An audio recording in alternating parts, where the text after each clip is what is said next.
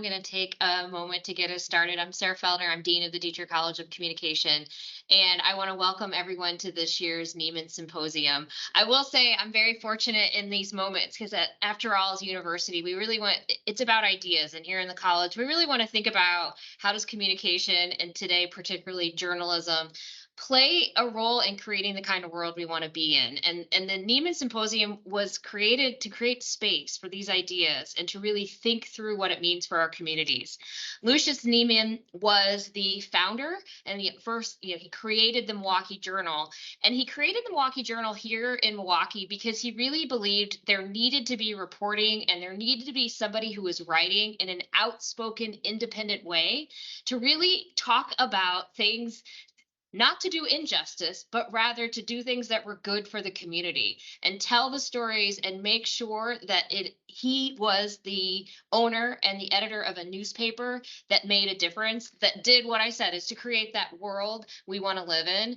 And I am super excited about today's symposium. It was put together by one of our outstanding faculty members, Dr. Eileen Cabas Maharas, who is a faculty member here in the College of Communication. She does a lot of work in good thinking around social justice reporting, and it really gets us to think about how journalism can push us to think about issues in ways we may not be thinking about. So I'm very excited to have her lead us in this discussion, and she's going to be the facilitator, introduce our panelists. I thank everyone for being here, and I look forward to the discussion. Welcome. So thank you, Dr. Fellner, for introducing our symposium this year and getting us started. As Dr. Fellner said, it is always good to open up and give space to important conversations in journalism and how this profession that is so beautiful and tortured and difficult and yet very important plays a role in both advancing and sometimes, sad to say, also hindering progress in many areas. So, in the spirit of Nieman, and we take that stance in which we try to identify problems, but to with an eye on solutions and with an eye on improvement. So even as we might say harsh things and point to harsh realities in journalism today and its relationship with environmental justice as a topic and environmental justice activists in general, we are also going to talk about ways in which we can advance in that conversation to make journalism better and more broadly help the situation with the climate crisis, which is very important because for a while now, the UN has identified the climate change as a major threat to international peace and security. From natural disasters to economic disruption, climate change has become a catalyst for social inequity and even violent conflict worldwide. So the global scale and far-reaching consequences of the climate crisis pose a particularly difficult challenge for journalists who attempt to provide the public with the information they need to make sensible decisions.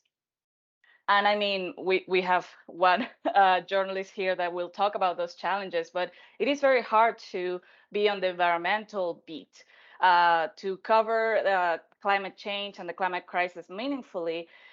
Journalists need to make meaningful crossovers across beats, and they need to be communicating effectively about the complex workings of transnational discrimination, and also communicating very challenging findings in very, very complex science.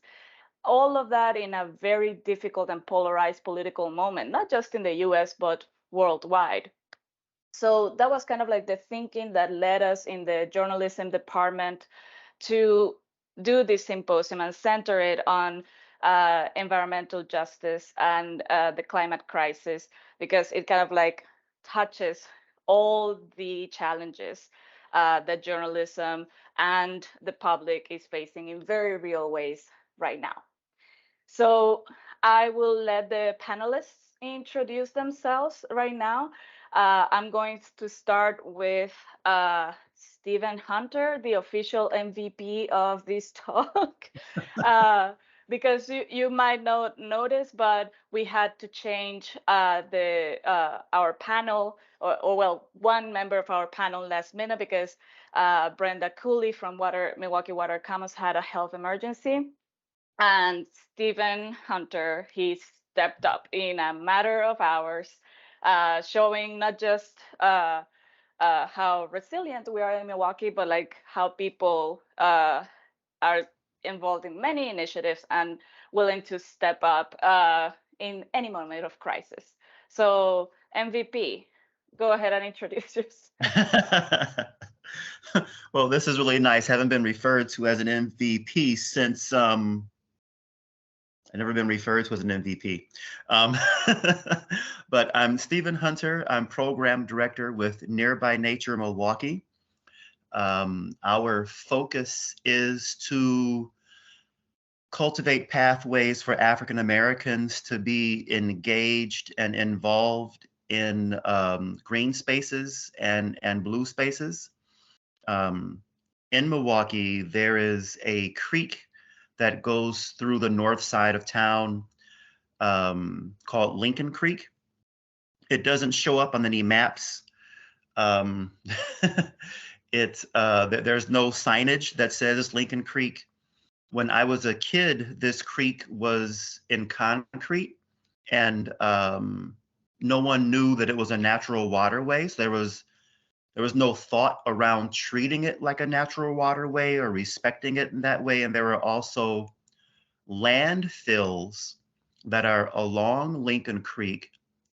And right now, Lincoln Creek is predominantly African American communities along this waterway.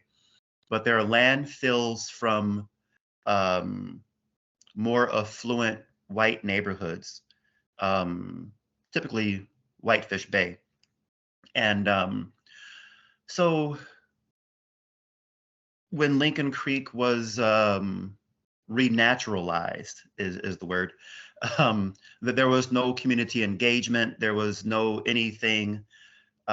We literally just saw white people come in and tear out the concrete from what we assumed was stormwater runoff and sewer water runoff, and plant grass as if it was just an urban beautification project.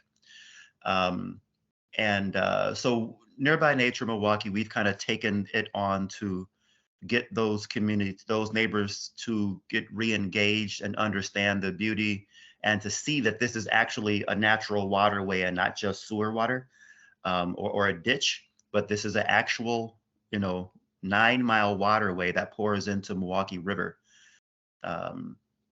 So we do a lot of fun around nature engagement and nature education, and we sprinkle some science in there. We approach this from many ways, and I'll say this part, let the next person talk, but we did a hike with a herd of goats along Lincoln Creek last year that just showed different ways of engaging and how goats are used business-wise for land management. And, a lot of people don't know that kind of thing. So we try to have fun in this kind of work. Right. And it's very good work that you guys do. And we're going to get, there will be opportunities to talk about that through our conversation. Thank you, Steve. Then let's go to Sam, Assistant Professor of English here at Marquette University. Sam, can you tell us a little bit more about you? Hi, everybody. I'm so grateful to be here and part of the conversation we're about to have. My name is Dr. Samantha Major. I am an assistant professor here at Marquette in English, and my area of expertise is Native American literature.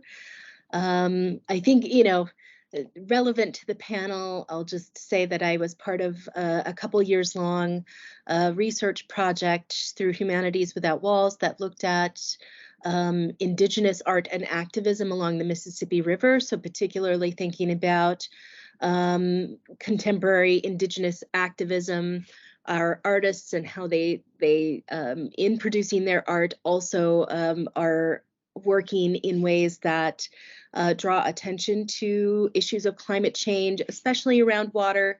And this connects, of course, with thinking back to 2016 and the events at Standing Rock, and just all the ways in which indigenous traditional ecological knowledges and sciences are being brought to bear in this discussion on environment and climate change. So very glad to be here and have this discussion on justice.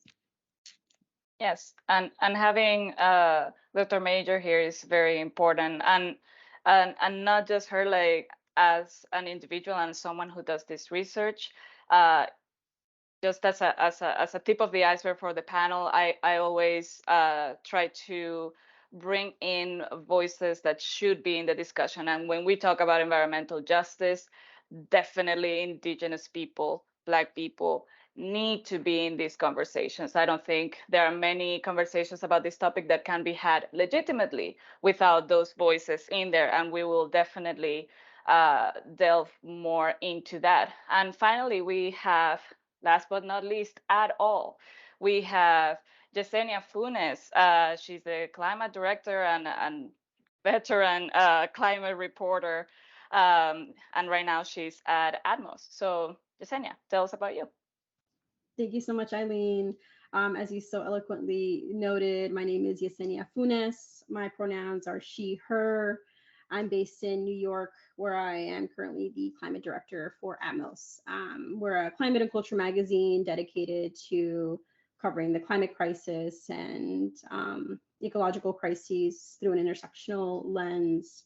I've been reporting now on environmental and climate justice for nearly a decade, and so have been privy to just how the landscape has evolved and matured, especially in recent years.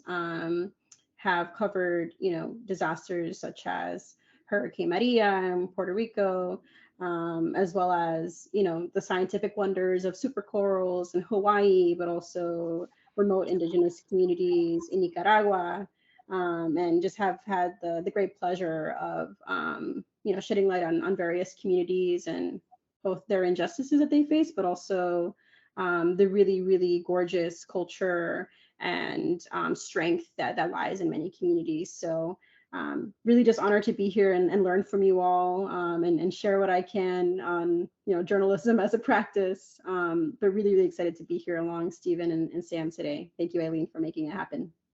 Oh, no problem. Thank you for being here and giving your time. So let's dive in. I always like starting these conversations by with some conceptual definition work, just to make sure that we're all on the same page and we're all very present in like what exactly we're talking about. So I'm going to go to Stephen first to get kind of like a broad strokes definition of environmental justice. When you talk about environmental justice and you think about it, how exactly do you define that category? Right. Well, first, we look at the word justice and, so like equity, fairness, all those things around that most of us accept and understand and look to have in place. So when we talk about environmental justice, we take into the history of that most Black and brown people end up living in areas where other groups that were minorities at one point or immigrants at one point manufactured, hunted, did lumber, work and clear cutting and things like that, and kind of, jacked up the land basically. And then, Black and brown folk move into these areas per what we call redlining now, right? And so we just suffer the consequences of whatever there is that was left. And then the powers that be come in and make decisions on how different things should happen without any engagement, without any education. So the opposite of that would be environmental justice. people who live in spaces, get to help make decisions around how the environment that surrounds them is engaged, with knowledge around what are the benefits of different things, and also to bring into conversation around the economic side of like community benefit agreements. If there's blue and green infrastructure that's going to be built, or considered being built in an area, are there job opportunities that are being made aware and trainings that people in these communities can do, as opposed to looking at other people who are not from their communities come in and do things and like, I know how to do that stuff. How come I didn't know that that was a thing? So because those kinds of things, of course, further separate, the ideas around empowerment or the actuality of empowerment and opportunities to be engaged, and just continues the myth and the delusion that, oh, well, nature and environment is really just white people, who do these kinds of things. And evidently there's no space for anybody else to do stuff, So environmental justice is, again, the opposite of those kinds of actions, and, looks around equity and engagement and empowerment. All right. This is a good basis. And I like how you take us to even consider like the history of how we came to be in the landscape that we are. So Sam, how would you complement this answer? Yeah, I mean, what a great start. In reflecting on this question and sort of basic definitions, I think it does get really tricky. When I think about environmental justice, I think about the legal framework, and sort of what the promises of justice are. And it is something very necessary. It's something to work toward. And we think about sort of the rise of environmental justice coming out of the 1970s, and an empowering time for many different peoples, different civil rights movements coming together. And I think you can't disconnect those origins from the rise of environmental studies and environmental justice movements, and how this really started legally and in our own governance, largely led by the Black Caucus in Congress. So, really important components there as we think about this historically. But with justice, it ensures, a certain level of having a hearing on what has happened, and then potential for restitution when things have gone awry. And so for me, justice is an important component, but it can't be the only component. Just as Stephen said, things like equity, things like anticipating inequitable use or extraction of resources, having community purview over the spaces where we live, things like that. So it all goes along with it. Justice is significant. It's important. It's an important deterrent for environmental degradation. And yet, as we know, there are major corporations who will take the financial hit in restitution in the aftermath, and in the moment not make decisions that are in the best interest of life, I would say. So very complex topic. But I like to think about the legal framework that's at work here, and where it sometimes is very helpful and then sometimes fails us. Mm-hmm. And I like this framing because I feel you have added a component here of environmental justice also being forward thinking, that it is not just about recognizing how we got here and that there's a need for restitution, but it is also a matter of deterrent, of educating people and empowering people so that they can have a say in how they encounter or don't encounter environmental harms. So Yesenia, now from the journalistic perspective and having been on this beat for a decade, as you say, how would you define this beat when we say environmental justice? Oh, you have to cover environmental justice. What are we talking about?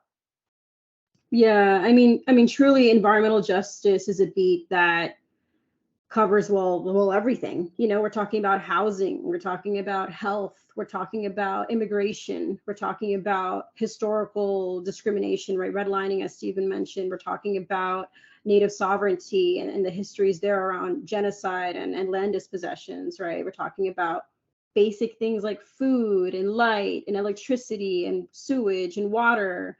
I think what's really powerful about environmental justice and this framework is that as a storyteller, it really allows you to sort of tap into this like radical imagination that feels utopic, and it really shouldn't, because they're quite basic, right? What communities are fighting for and what these stories are rooted in, but it's basic human rights, right? Access to clean water, access to shelter, access to nutritious food, access to ancestral lands.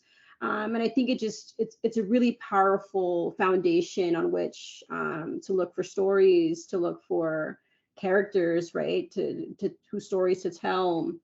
And a really powerful way to shed light on the ecological crises that can allow readers and the public to connect, I think, with these issues that sometimes feel foreign or separate, right? Like I think the environment for a long time in the media was portrayed as, you know, the issues related to bees and issues related to polar bears and stuff that was happening far away versus issues that are affecting communities where they live.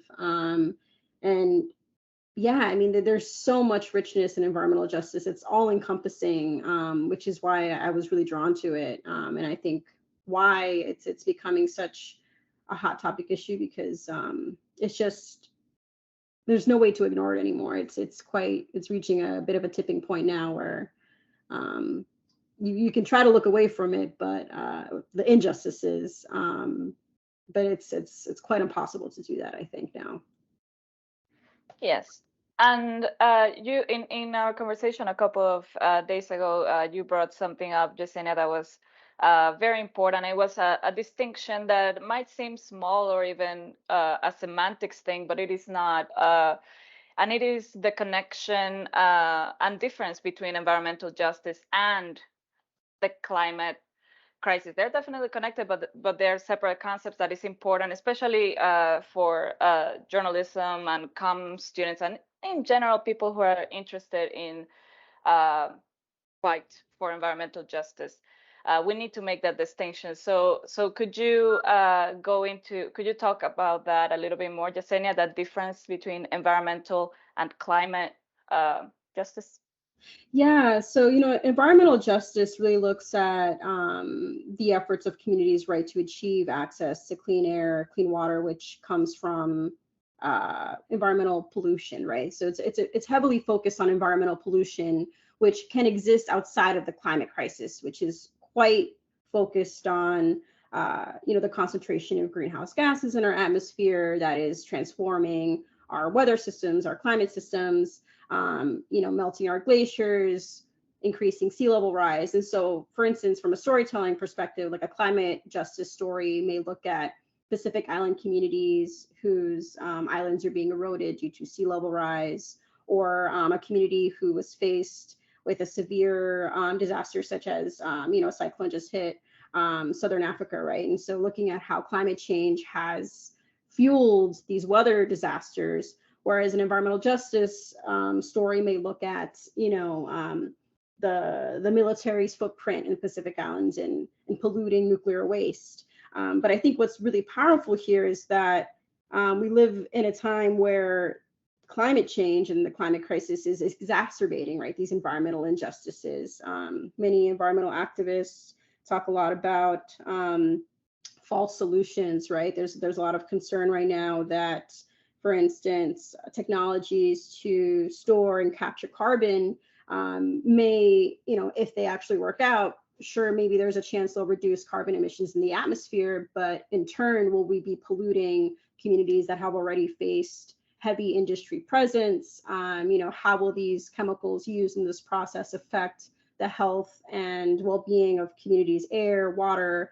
And so these are important distinctions because we can solve climate change in a way that still exacerbates the inequities that communities face from environmental pollution. And so what many climate justice and environmental justice activists talk about and work toward is a way to address the climate crisis that does not exacerbate and that actually resolves these historic legacies of environmental pollution in their communities. And I often see people using environmental justice and climate justice interchangeably, and sometimes it is, but I do think that distinction is really important to clarify for folks.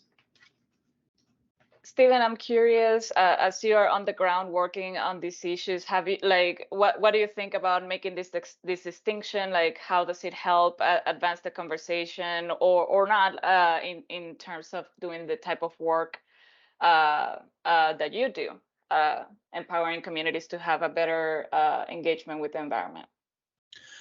Sure. One of the things that happens, in the demographic that I work in is that brings up both of these issues of, climate justice, climate resilience, and environmental justice is like when we do cleanups or when we're talking about cleanups, and in the Black community, there's usually a lot of gas stations and there, food deserts and things like this. There's more opportunities to buy food stuff that is in single-use plastics, right? And then there aren't a lot of garbage cans around. So there's a lot of opportunity for a lot of litter, to just fly or to get blown around, right? And also, whatever the reasons are, that it seems to be difficult for garbage to be picked up in a timely manner. And community organizers that are in the service areas that we work in are always saying this, is like, we called the alderman, we called the Department of Public Works, we called everybody, but somehow we just can't seem to get trash picked up in a timely manner. But in other places, it gets picked up in a timely manner. So there's lots of opportunity for trash to be floating around in these neighborhoods.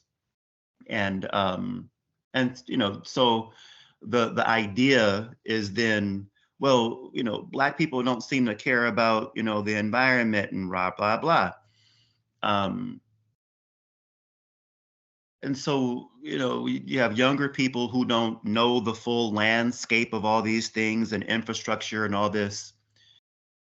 And so they see white people out picking up trash and like, oh, well, that's, so this is all this optics, So then to engage kids and, neighbors in conversations around climate justice, and some people are like, okay, I can't even keep my neighborhood clean because I can't get my garbage picked up. I can't get respected. I'm a homeowner in my neighborhood, but I can't get my garbage picked up in time, and I pay taxes.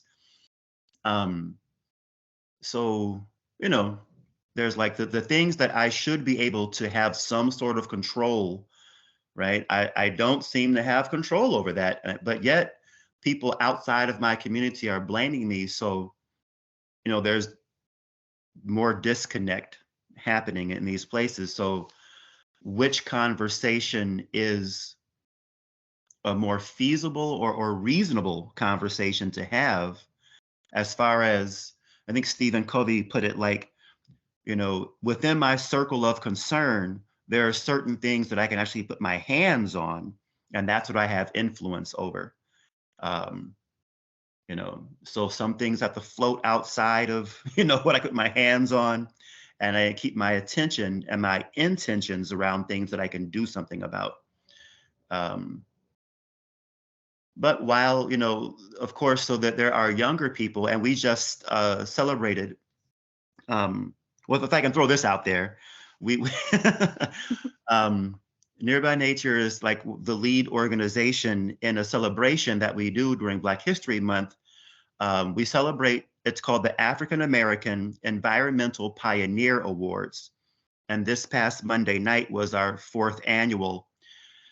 And one of our honorees is a young lady, Lauren Cross, who's huge into, climate justice, climate resilience, and this and that. Led us in a chant of, no justice, no peace, all that good stuff, right? So, we do have a younger generation like that has picked up this call, which is great. In a community, it takes a village. So some people are going to garden, some people are going to clean up the water, some people are going to pick up trash, some people are going to, get out in front and, call out, corporations and all this good stuff. And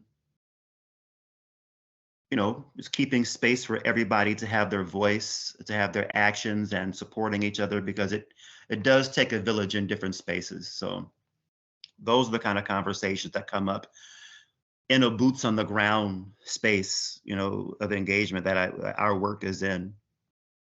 And I like that you bring that up, Steve, because especially thinking in the journalistic sense, and even as in the conversation as part of the public, sometimes it is hard for people to understand the difference between the observable, tangible things, as you say, oh, all I see is these neighborhoods full of trash. And it is very hard for them to separate from that observable, tangible thing and going into the systemic. Going into like, oh, this is not about, oh, Black people being dirty and all these stereotypes and misconceptions. That, yeah, the news media has had a place in that as well. But taking the narrative, kind of like taking a zoom out and seeing that issues with the city, other issues with like policy around not just garbage, but like plastic and food deserts. Like I think you connected all those very well.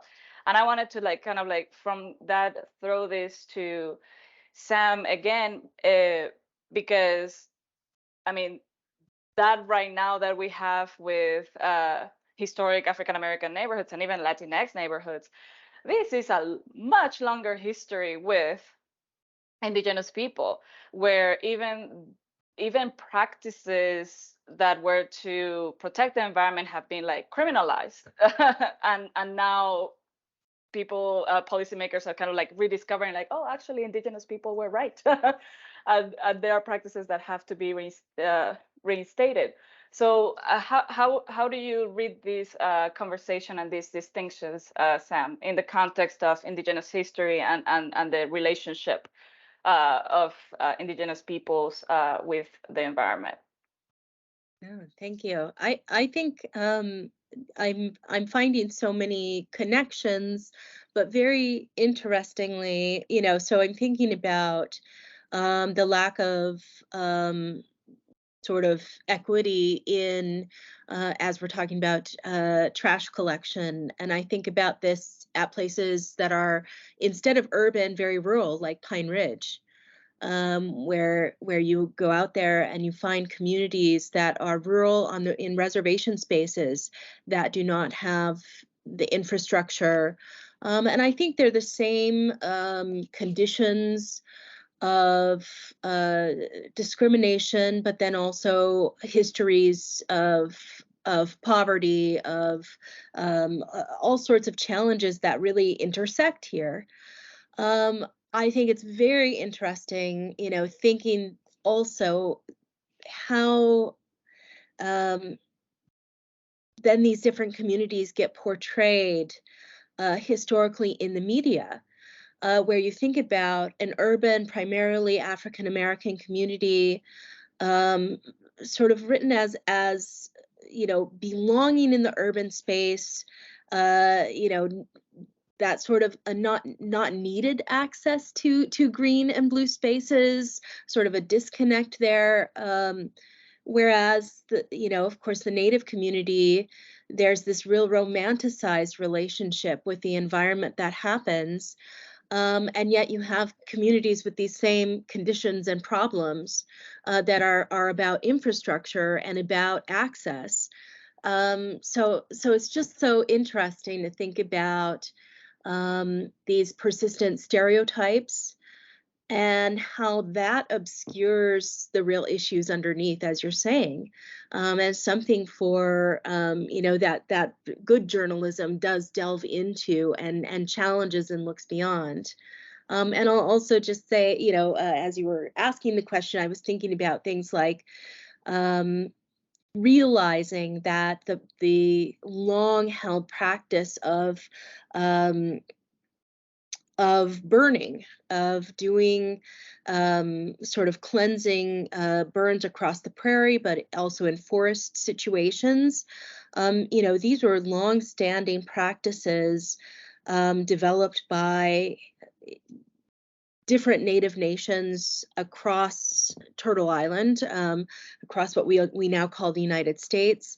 And, we're in a very interesting moment where, as I said, it's significant to me that the environmental studies, issues of environmental justice rose up, let's say with the tide winds of civil rights, and where you had more people of color in general, African, Black,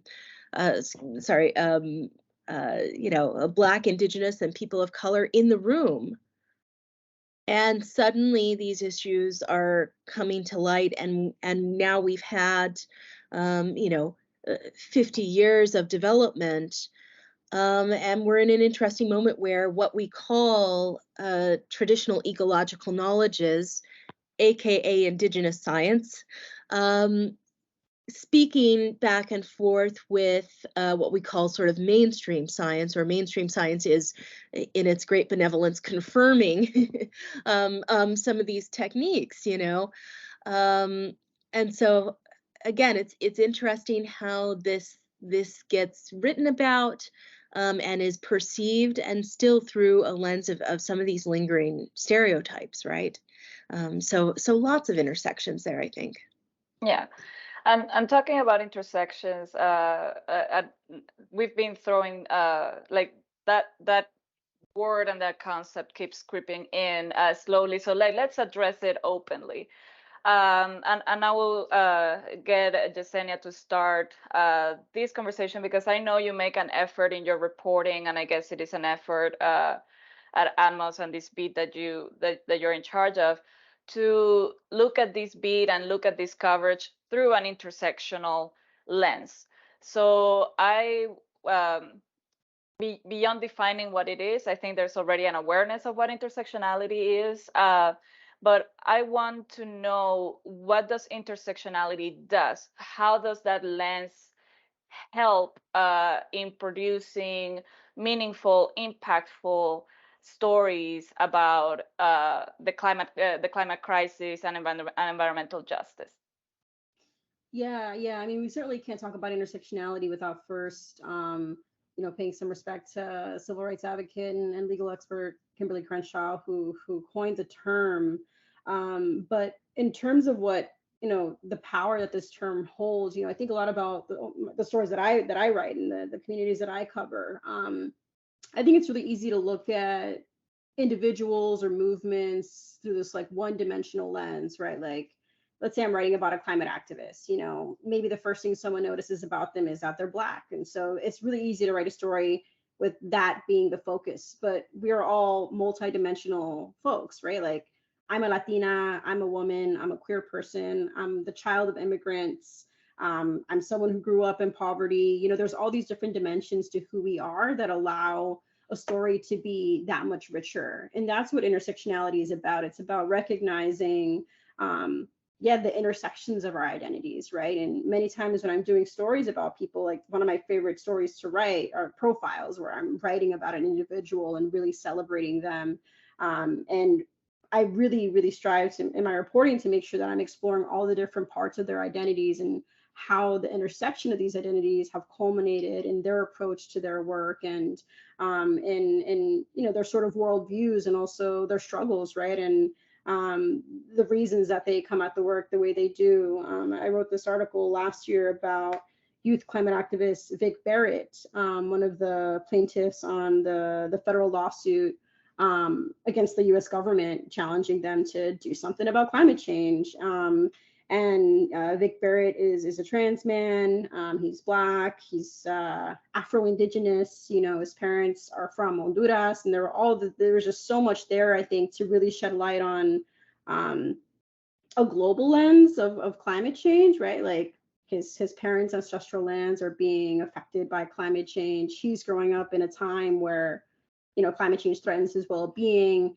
He grew up witnessing injustices himself, and now as a trans man, he faces this sort of beast of transphobia that's affecting his own well-being. And I think that there's no way to tell these stories and talk about these issues without addressing the depth of what, you know, the human experience is, right? And the ways that our identities really compound our experiences here, and the injustices and the harms that people face, and of course the privileges also that some people are given, right? And I think for a long time the narrative has been very one-dimensional, you know, cis white males and environment. And it's really exciting to be in a moment now where we're seeing the stories of folks whose identities lie far beyond that sort of stereotype of environmentalism being a part of this conversation.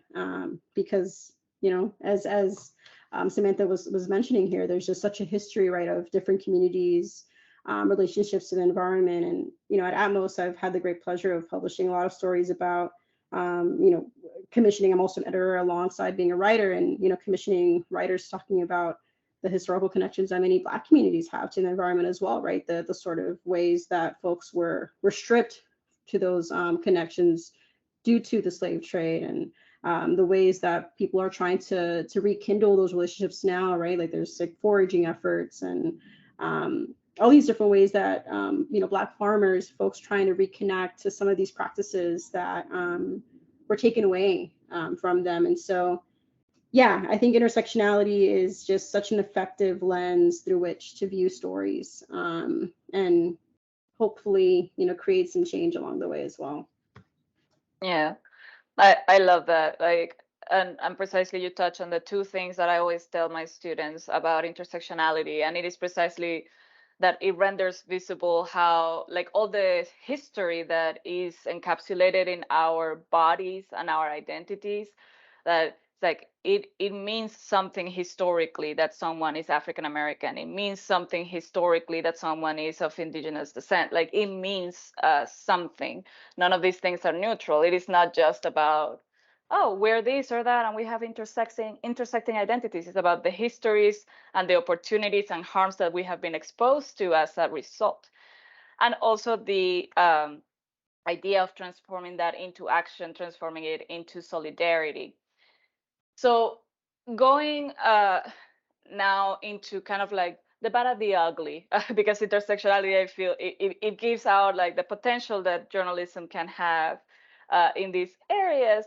But Steve, as someone who has been in activist and NGO circles for a while, and you have had, I imagine, some indirect and direct connections with journalists, what do you see that is being consistently missed in narratives, in journalistic narratives, about the environment, about who is impacted by environmental injustice, and who and what we can do about it? What do you see missing in the narratives that inform the public about these issues and potential solutions?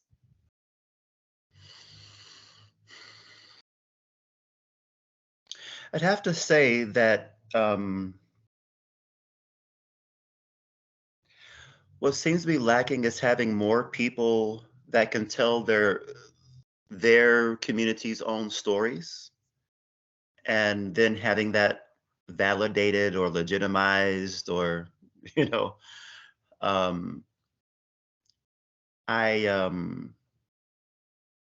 we're always really conscious that we don't that we're not some, like, some news sources diversity quota.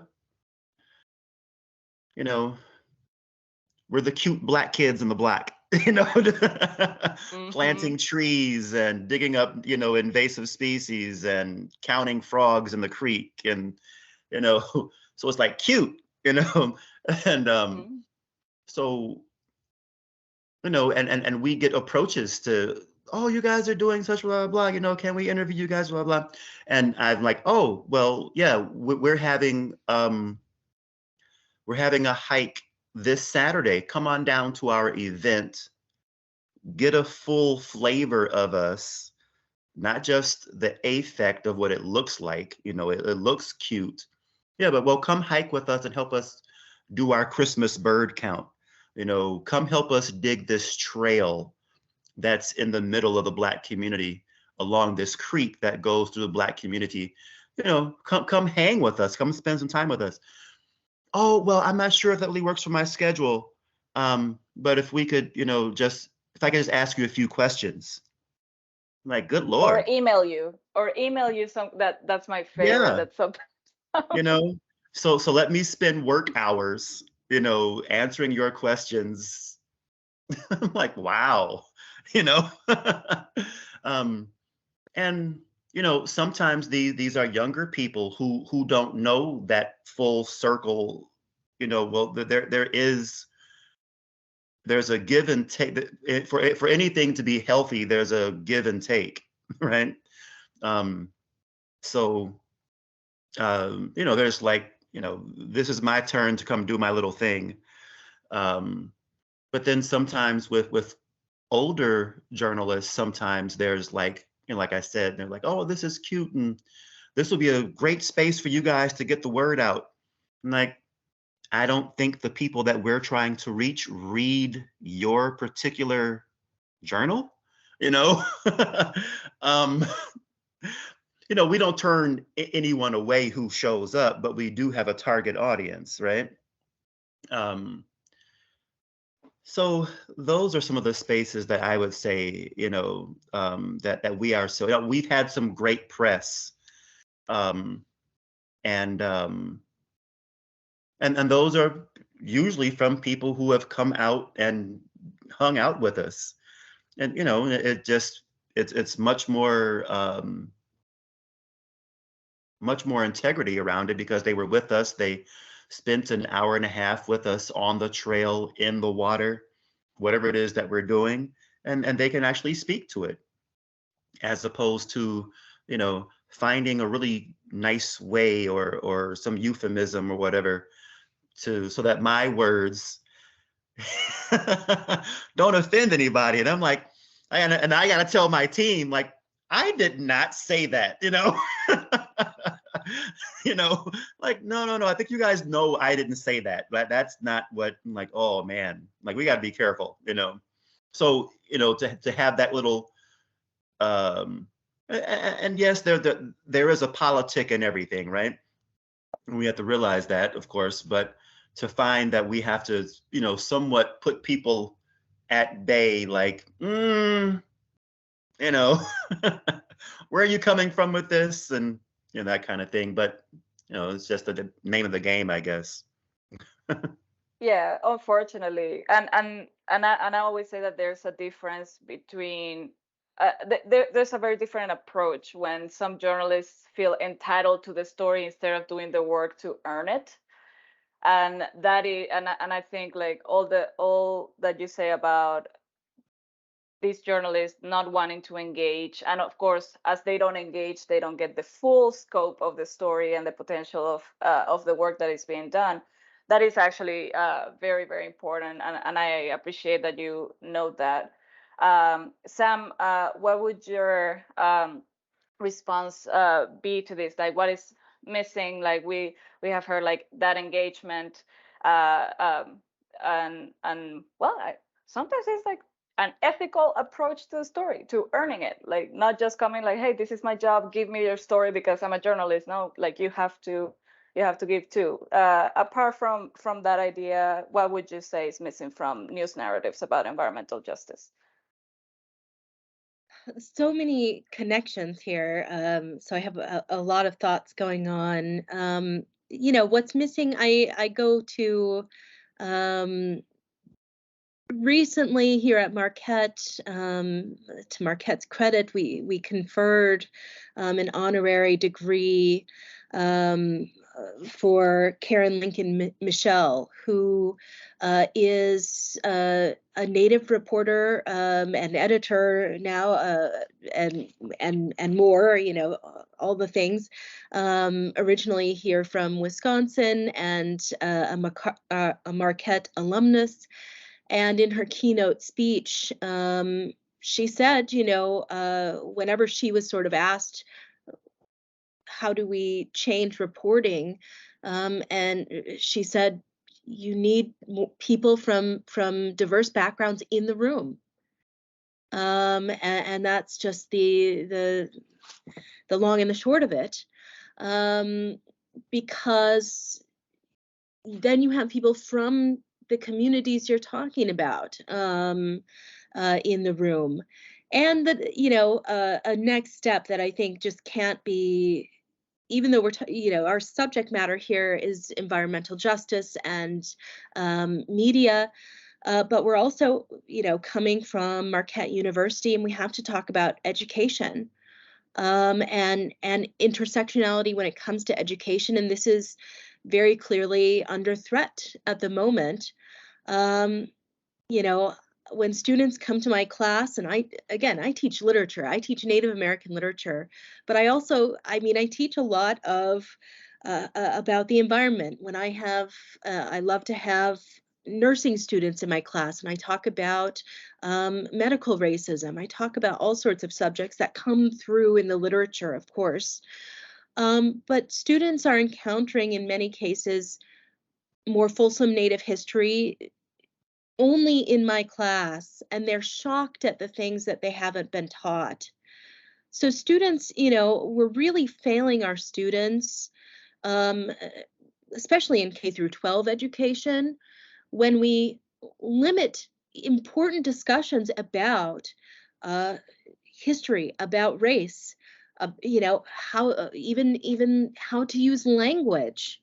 We're really failing folks. And so when you come in and you want to get your degree in journalism, you actually have a steeper hill to climb in coming in armed and being able to know what questions to ask, to know how to approach a community, to know that maybe we should ask folks, come to Stephen maybe sometime outside of the month of February, or come to me outside of the month of November.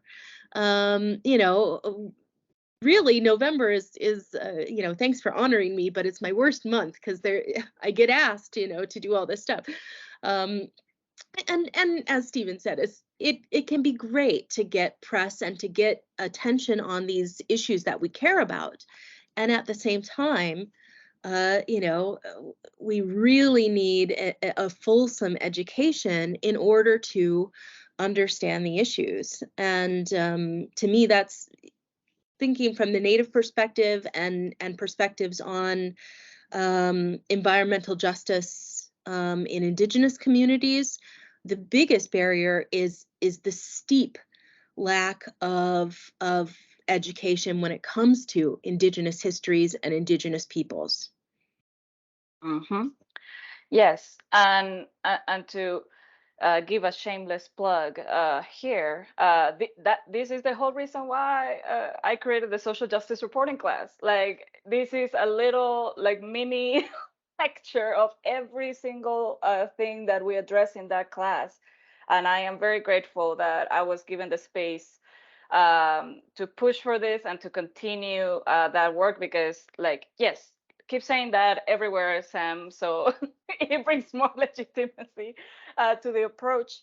And now back to Yesenia. Did we miss anything from like this little like we're getting but again, it is important to get journalism in its shame moment, because again, right after this we're going into what we do about this. So what did we miss in this round of the narratives and the understandings that are lacking in journalism today, Jasenia?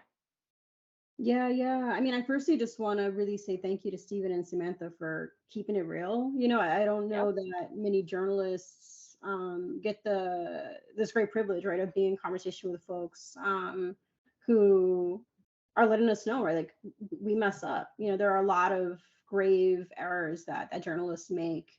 And I think that the point Samantha made around diversity in the newsroom, diversity in these publications, that's my big soapbox. You know, I can talk about that all day long. I helped found the Uproot Project, which is a network dedicated to environmental journalists of color, so that we can create a pipeline to you know, get more journalists of color into the newsroom, and not just as reporters and writers, but as editors, as editorial directors, as you know, people in the A-list suites, right, of media newsrooms. I definitely feel like that is still a big space where not enough is being done. It's really encouraging to see newsrooms, you know, investing more in their like climate and environmental desks. I know the Washington Post has been expanding its desk, and PR is expanding its desk. You know, we're seeing a lot of legacy outlets really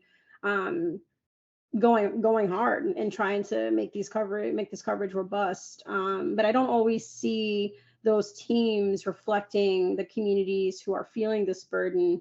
And I certainly don't know that the resources and the money is being placed to do these stories well. You know, I think a lot about what Stephen was just sharing, right? Reporters who are like, let me get, you know, just a quick interview. And you know, my heart breaks because I've been that reporter sometimes too. And it's not always because I don't want to spend the time with the community, but it's oftentimes because the newsroom I'm in won't give me the time to actually do good work, you know. And I've left many newsrooms as a result of that. You know, you're given these insane quotas and you're required to crank out these insane number of stories, and you're not able to really do a good job, and you're not able to give the communities the time and attention that they deserve, because ultimately, you know, communities are the ones bearing themselves, you know, vulnerable and giving us access to their lives, and that's no little thing. And I think that many journalists take that for granted, right? What actually makes our work possible is the people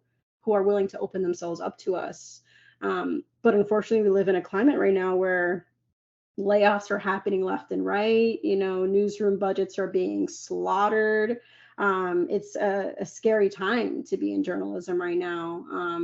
And then journalists who want to do good work are just not given the space to do so all the time by their newsrooms and by their executives.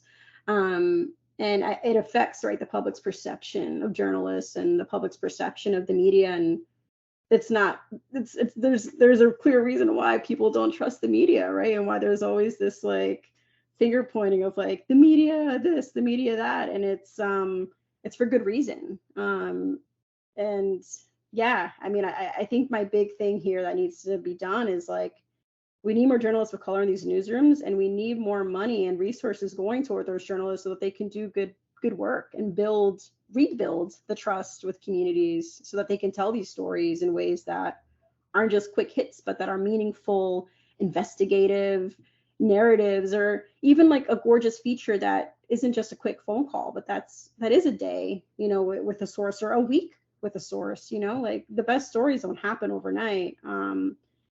But that is the reality of what journalism is becoming. It's just a madhouse of how much content can you get up before the day is over. And it's destroying journalism. Yeah. Steve?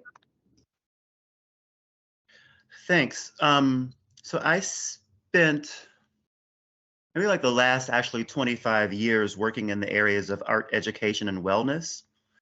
And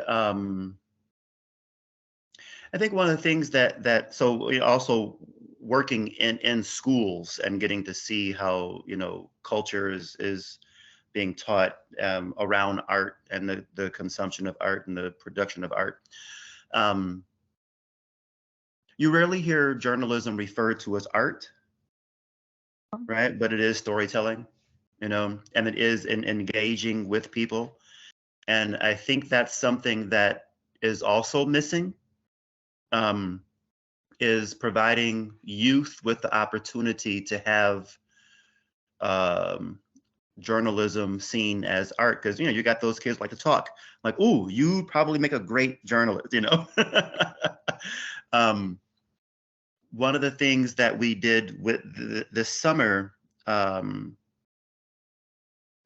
we had 3 goats that were in like a 3rd-acre pen alongside a youth organization, Our Next Generation. And so the teenagers over the summer got to work with those goats and do the care for them.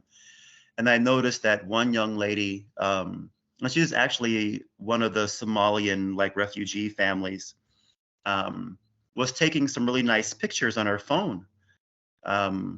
And so it hit me, okay, along with teaching kids, native plants, invasive, what are the goats eating? Why are they eating this? All these things. Let's have this conversation around like photojournalism, So I shared with this young lady what photojournalism is because she wasn't aware. I'm like, okay, probably when you were back home, you had a bunch of people coming taking pictures of you guys. That was probably photojournalism, so here's your chance to tell your own story, and you and your friends. And we gave her a stipend for putting together a photo essay. And these were both, she's a teenager, but and in high school, I think she's a senior at the time, 2 concepts that she was not familiar with. And this is art, so, and it also struck me that there was a young man who was able to articulate, this journey from when we first got the goats and all the greenery was 3 feet high, and then 2 weeks later and all these things, and everybody's feelings around interacting with these animals and becoming herdsmen and all this stuff. I'm like, ooh, that's nice. So how about you write an essay about all of this, and letting them know, like these are actual jobs. And so it happened later that there was a neighborhood event, and there were some journalists that were coming by. And I think Susan Bench with NPR was one of the ones who came by as well. And I had interviewed with her, and I said, hey, can you talk to these kids about what it means to be a journalist and a photo essayist and all these things? And so, yeah, it was a nice little conversation, and hopefully that, spurred them. But, we definitely paid those kids for their photo journalism. Okay, your rough draft sucks. Do it again, all those healthy criticisms and sounded very healthy. Right. But just working with them on, like, you see how this tells this story, do you see, and all that educational piece in art that came out from years of doing this kind of work. But I think providing those kind of experiences more and more to help the younger generation to glue these things together and to learn that these things matter and that you can have that space to, be validated in how you offer this.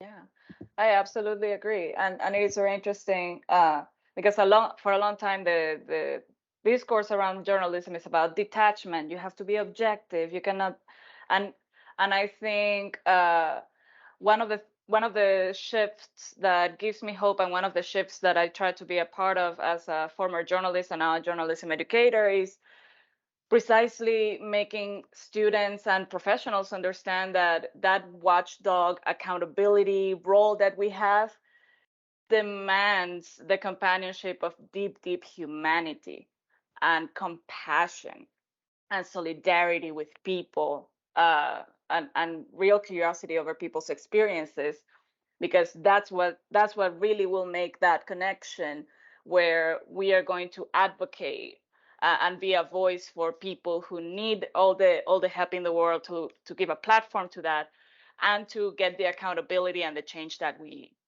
need. Because injustice, not just environmental injustice, but in every other aspect of life exists, and that is sadly a fact of life. So we still have a few minutes left, right, Callie? Like I'm not imagining things. And I wanted to give the opportunity to audience members. I know there's a lot of journalism students here and colleagues and brother members of the Marquette community that might be interested in asking a question that I haven't asked. So I wanted to give space to our attendees to also engage with our panelists before I close and let everybody go into their blanket burritos if you're in Milwaukee. I was pitching earlier that we should do a pajamas edition of the Nieman Symposium, but I don't know how that's gonna fly. So yeah, is anybody in the audience do you have any burning questions? You can just unmute yourself and engage with our panelists.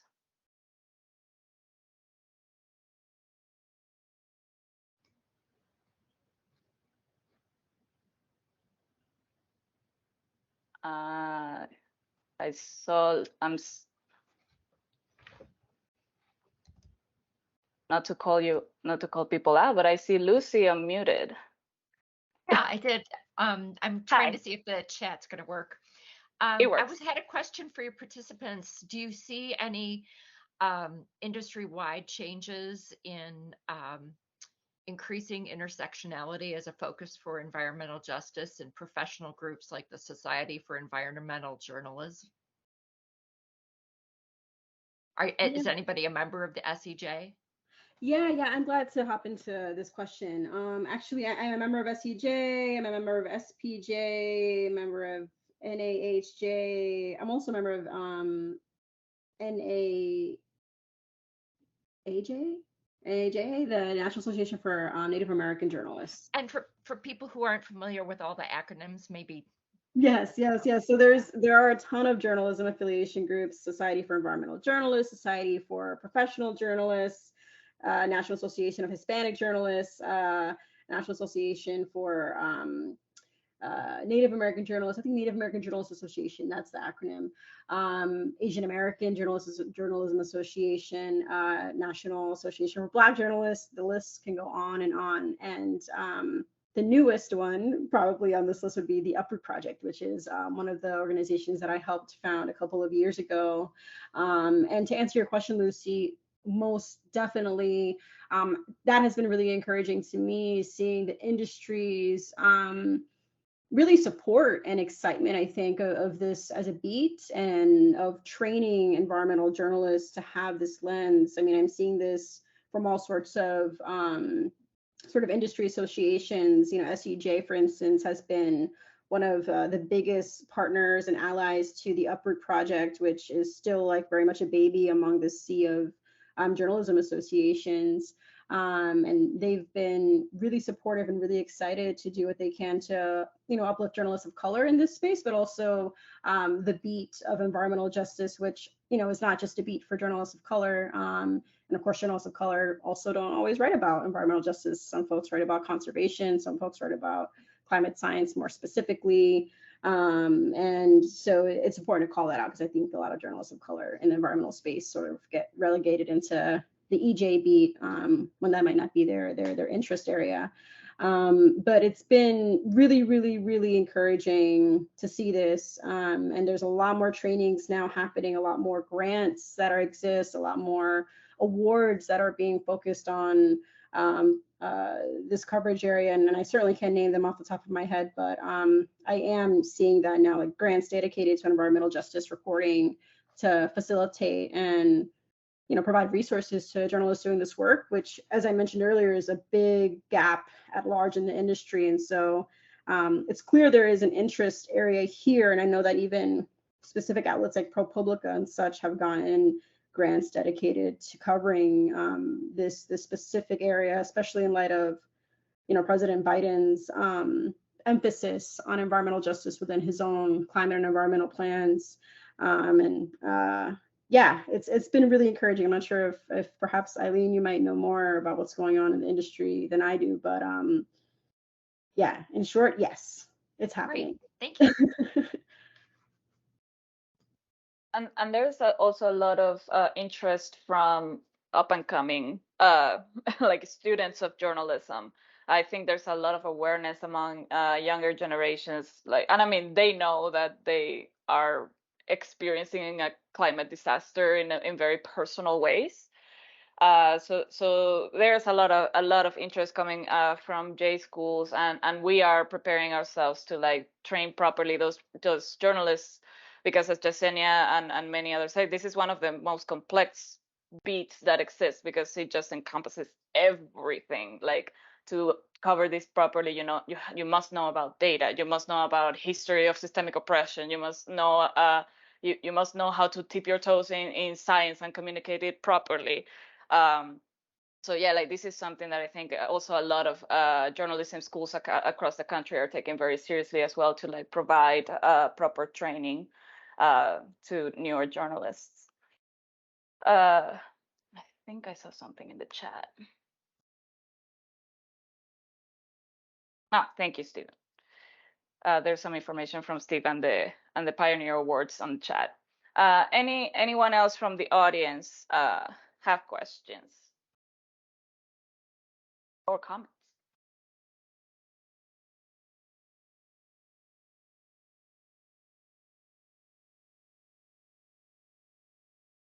As people think, maybe we can keep diving on kind of like the hopeful stuff.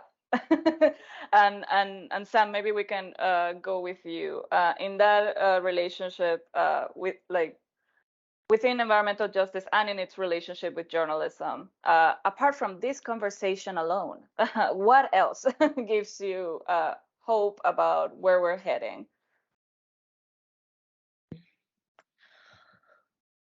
It's such an important question because so I teach a course that comes out of the research project we did, Indigenous Art and Activism along the Mississippi, and our Indigenous Mississippi's website.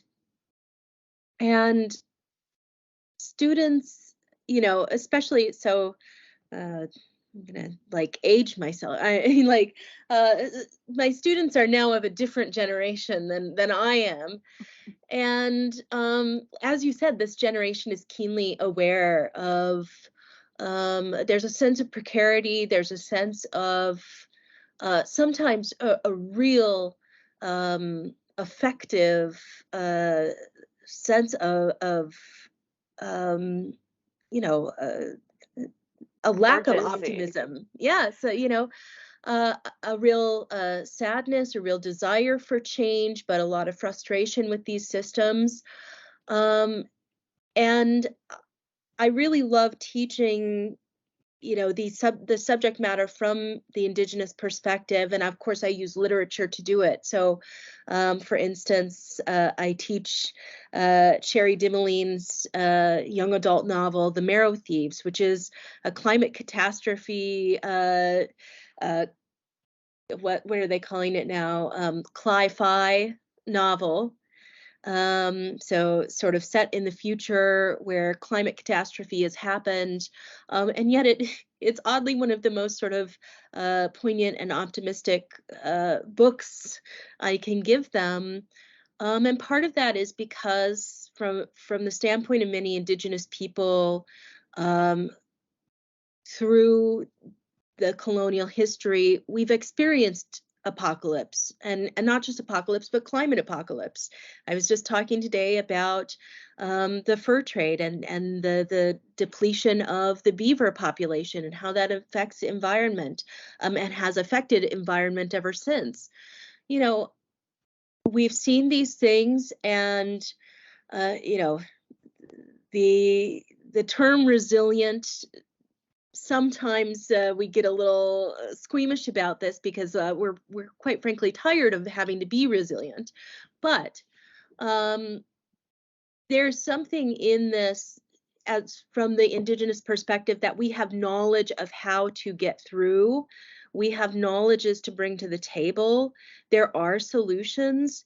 There is that line of optimism and empowerment from that perspective that I really love to teach and tap into for myself, for my own mental health. But that we have as human beings long-standing relationships with our environment, and that from the indigenous perspective, the human being is not apart from the environment. So there isn't this sense of, the human being, just to toss the human being away and everything will be okay. We're part of this, and we are empowered. So there I do find actually quite a lot of hope and positive stories going on. Yesenia. Yeah, I raised my hand because something that Samantha said really resonated, which is this topic of mental health. And I certainly don't know that this will answer your question, Eileen, about hope, but I do think that we don't talk enough about mental health impacts in this space, right? Folks who are heavily embedded in environmental issues, whether that's an activist, whether that's an educator, whether that's a journalist. And in journalism in particular, I do think that there is this sort of, I mean, this is true for environmental activism as well, but there's certainly this sort of crisis of burnout, right?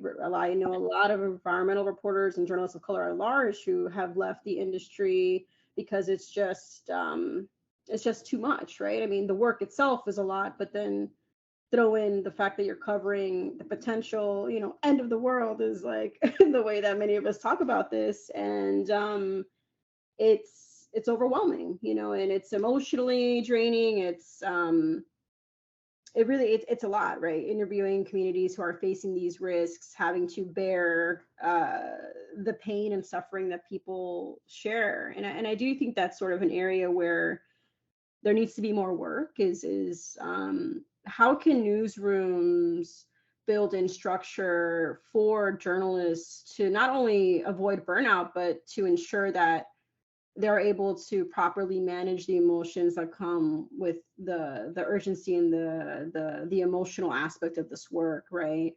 And I think that that's something that, I think about journalism school, and I'm like, no one ever talked to me about, the heaviness that comes with this role. I mean, my bosses were really clear, not my bosses, my professors were really clear that, like, you won't get rich off of this job. And so I was prepared for that aspect of journalism, but the sort of the weight of the storytelling was not something that my professors, I think, prepared me for, and that school prepared me for. And, Atmos is the first newsroom where it's like even a topic we can really talk about, is like, how are we doing? The news is so rough today. Or, wow, I just got off this interview and I'm feeling quite sad. It's not normalized in journalism to feel emotional about the work you're doing. I think because, Eileen, as you touched on earlier, there is this sort of legacy and tradition of distance with the subject and sort of separation that's required, that I think can be quite dehumanizing, right, to both the reporter but also the subject of the piece. And I think in environmental justice, that's urgent. I hear of a lot of peers, who are not doing well, suffering from mental illness, depression, substance abuse. And I do think that this reality is in part due to what the job requires. And the folks who are doing good work are often working really crazy hours to do that good work, and they're not getting paid enough, and so I think that's a bit of a crisis in journalism at large. And I think that specifically folks covering environmental and climate change are especially vulnerable to that. And so I just really appreciate Samantha, bringing that topic up of mental health, because we all joke about it, but it's serious, and it's real. Humor is a coping mechanism. As a Venezuelan expert, but yeah, definitely. And those conversations have to open up to help reporters like also protect themselves, like and having the language to go to the editor and to talk to our newsrooms. Like, it's like, hey, like these are things that we need. This is part of the job. Like journalists are exposed to vicarious trauma all the time.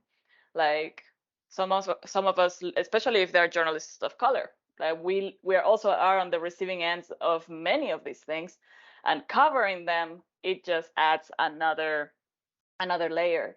I wanted to hear from Steve too. Like I you have been quiet and pensive for a while.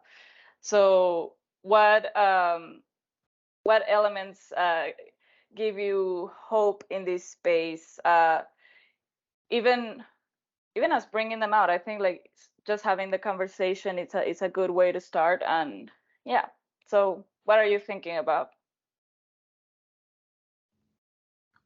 One of the things that comes to mind is that, you know, um,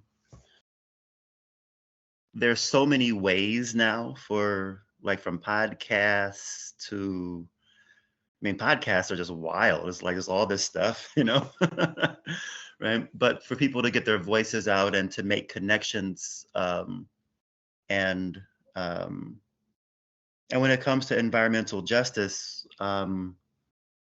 and resilience, you know, because like I said, my work was in wellness.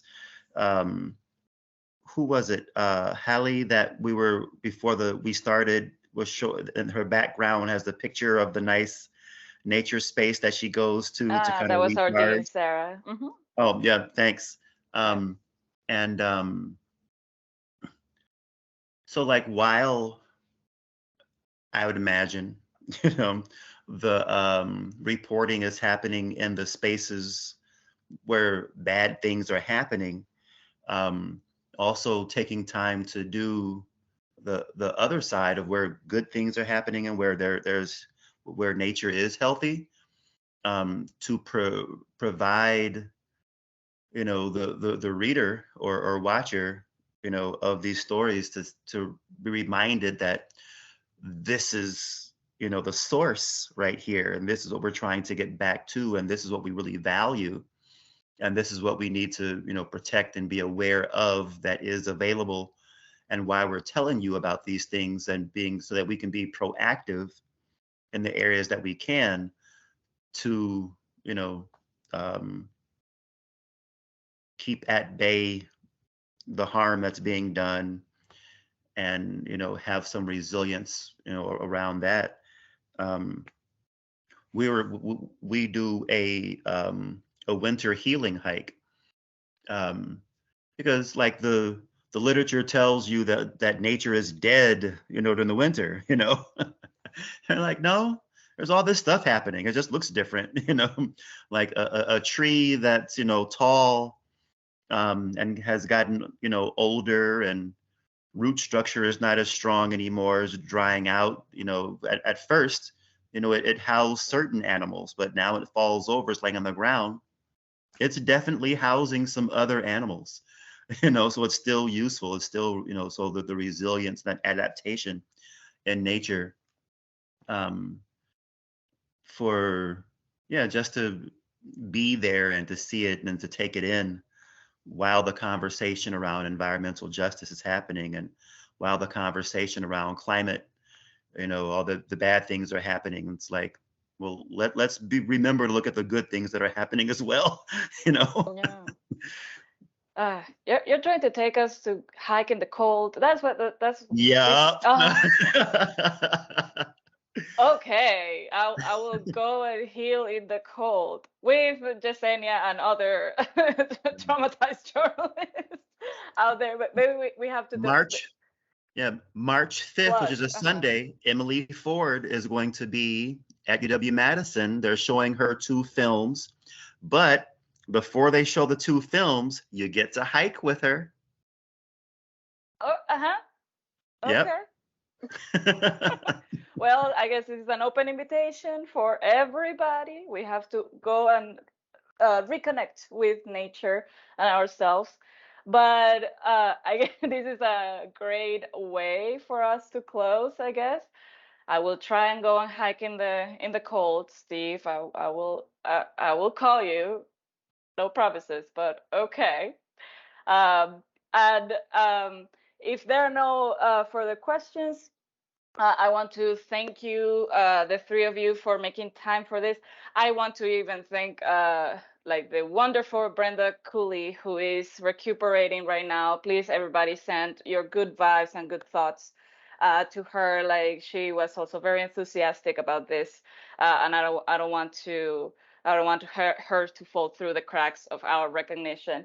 And thank you, the three of you, for the great work that you do and for sharing it with the Marquette community. And yes, to all the students and everybody, just keep these three wonderful people and Brenda Cooley in mind for hope, wisdom, and knowledge. So Ashe. thank you. We'll stay in touch. Take care, please, and go and be warm, everybody. And it was good meeting you guys. It was great meeting you all too. Thank you, Eileen. Bye-bye. Take care. Good night, everyone.